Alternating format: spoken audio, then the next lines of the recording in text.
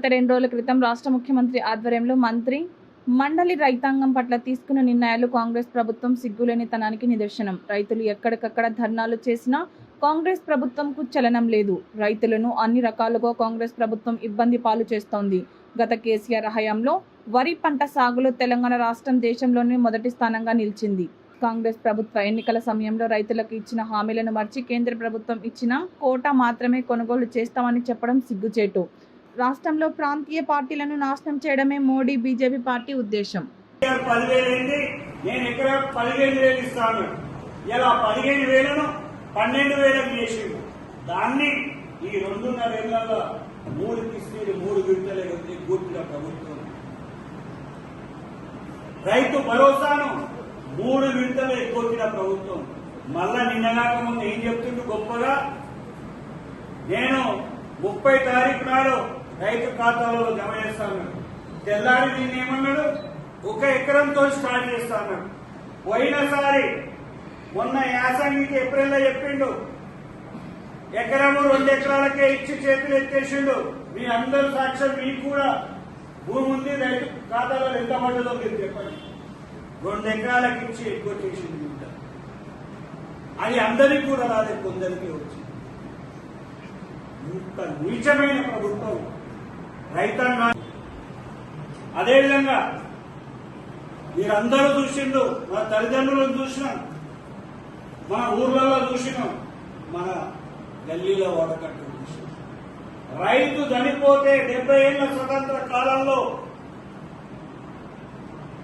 ఎవరన్నా ఏ ప్రభుత్వమైన ఒక్క పైసా సాయం చేసిందని అడుగుతాను. 2014 వరకు దాదాపు 65 ఏళ్లు స్వతంత్రం చెప్పండి, ఏ ప్రభుత్వమైన చిల్లి గవ్వయ్యేది.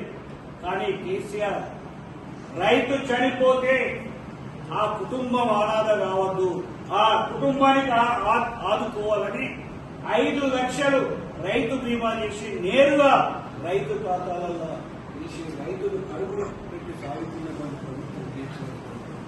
ఇలా ఈ దద్దమ్మ ప్రభుత్వం 7,600 మందికి ఇప్పటికీ రైతు బీమా ఇవ్వలేకపోతుంది. చనిపోయిన రైతులకు రైతు బీమా ఇవ్వలేకపోతుంది. ఇంత దౌర్భాగ్యమైనటువంటి పరిస్థితిలో రైతులు నెట్టేటువంటి ప్రభుత్వం ఎక్కడా లేదు. ఎలక్షన్లలో ఏం చెప్పించినాను, ఆ మాటలన్నీ ఏమైనాయి, ఆ ప్రగల్భాలు ఎక్కువైనాయి. ఆ రోజు పిసిసి ప్రెసిడెంట్ గా నిన్నపేట వచ్చినావు కదా, అది గుర్తొస్తలేదా? ఆ రైతులు గుర్తొస్తలేదా? ఇంత దుర్మార్గంగా రైతులను అందదొక్కే కార్యక్రమం తీస్తుంది. నిన్న మొన్న మనం చూస్తున్నాం. పోయినసారే యూరియా యాపాన్ని పెట్టిండు.